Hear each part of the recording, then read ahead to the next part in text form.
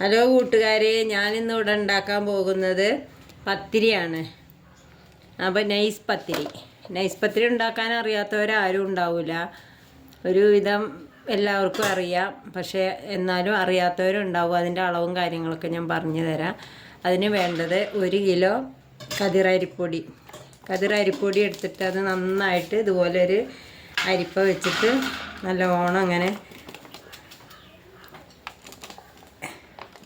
ഇതുപോലെ തെള്ളിയെടുക്കുക. ഇങ്ങനെ അത് ഫുള്ളും ഇങ്ങനെ അരിച്ചെടുക്കണം.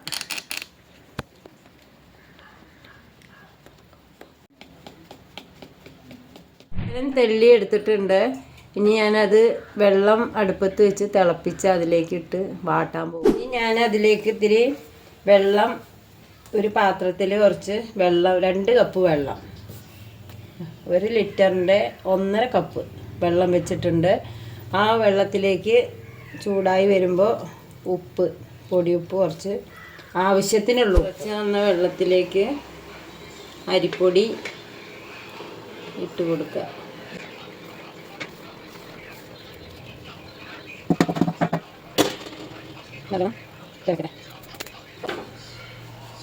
നടുവിൽ നമുക്ക് ഇങ്ങനെ ഒരു ഹോൾ ഉണ്ടാക്കി കൊടുക്കാം. അപ്പം അതിൽ കൂടെ വെള്ളം ഇങ്ങനെ പുറത്ത് വരും. നന്നായിട്ട് വേവണ്ടേ.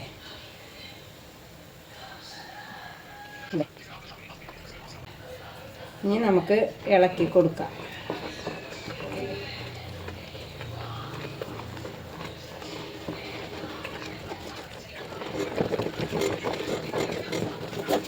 ഇളക്കി വേവിച്ചെടുക്കാം. പൊടി നന്നായി വെന്ത് വന്നിട്ടുണ്ട്. കണ്ടില്ലേ, ഇങ്ങനെ വേവണം. അല്ലേ, ഈ പരിധി വേണം. ഇളക്കിയിട്ട് വേവിച്ചെടുക്കുക. അതുപോലെ ഒരു കല്ലെടുക്കുക.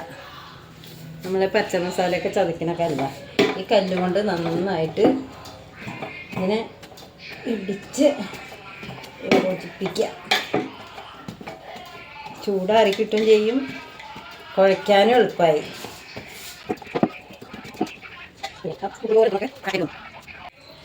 ഇനി അത് നമുക്ക് നന്നായിട്ട് നൈസായിട്ട് നല്ല സോഫ്റ്റായിട്ട് കുഴച്ചെടുക്കണം.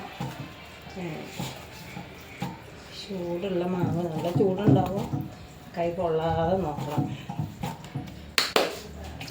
ചൂടിടാൻ വേണ്ടിയിട്ട് കുറച്ച് വെള്ളത്തിലൊന്ന്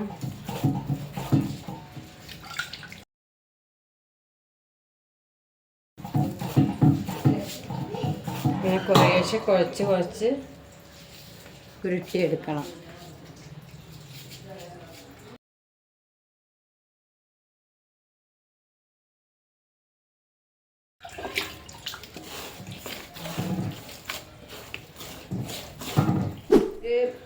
ചപ്പാത്തി പലക എടുക്കുക. എന്നിട്ട് അതിലേക്ക് കുറച്ച് പൊടി ഇങ്ങനെ ആക്കുക.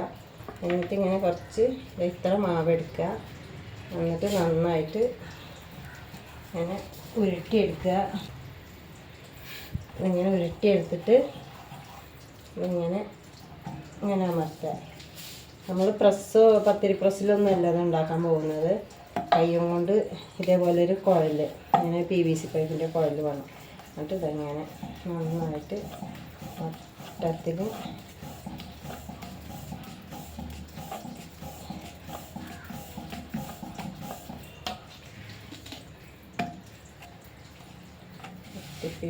അങ്ങനെ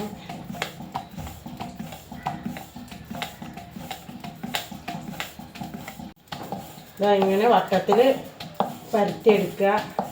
നൈസായിട്ട് പരത്തിയെടുക്കണം. നല്ല നൈസായിട്ട് പരത്തിയെടുക്കണം. അങ്ങനെ നമ്മൾ നൈസ് പത്തിരി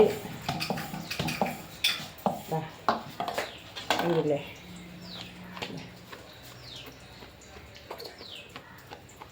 അങ്ങനെ നമ്മളെ നൈസ് പത്തിരി റെഡി ആയിട്ടുണ്ട്. ഇനി നമ്മൾ സ്റ്റവ് കത്തിച്ചിട്ട് ഒരു ജാലിയത്തിൻ്റെ ചട്ടിയാണ് നമ്മുടെ അടുത്തുള്ളത്, അത് വെച്ച് കൊടുത്തിട്ടുണ്ട്. ഫ്രൈ പാനിലും ചൂടാം, ഇരുമ്പ് ചട്ടിയിൽ ഏതിൽ വേണമെങ്കിലും, മൺചട്ടിയിലോ ഏതിൽ വേണമെങ്കിലും ചൂടാം. ഞാൻ വെച്ചിരിക്കുന്നത് ജാലിയത്തിൻ്റെ ചട്ടിയാണ്. ആ ചട്ടിയിൽ ഇത് ചൂടായി വരുന്നുണ്ട്. നന്നായിട്ട് ചൂടായി വരട്ടെ. പത്തിരിച്ചട്ടി നന്നായിട്ട് ചൂടായിട്ടുണ്ട്. ഇനി ഞാൻ അതിലേക്ക് പത്തിരി ഇടാൻ പോവുകയാണ്. പത്തിരി ഇട്ടു. പത്തിരി ഇട്ട് പത്തിരി നല്ലോണം വെന്ത് വന്നു. ഇനി അതിനെ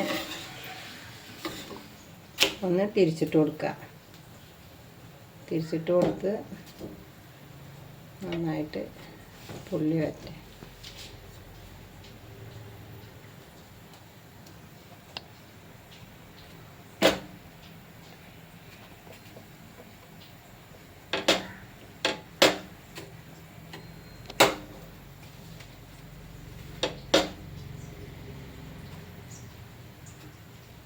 ഇങ്ങനെ ഓരോ പത്തിരിയും നമ്മൾ പരത്തിയിട്ട് ചുട്ടെടുക്കണം. അപ്പോൾ നമ്മളെ പത്തിരി അങ്ങനെ റെഡിയായി. നൈസ് പത്തിരി റെഡി ആയിട്ടുണ്ട് കേട്ടോ. നമ്മുടെ നൈസ് പത്തിരി അങ്ങനെ റെഡി ആയിട്ടുണ്ട്.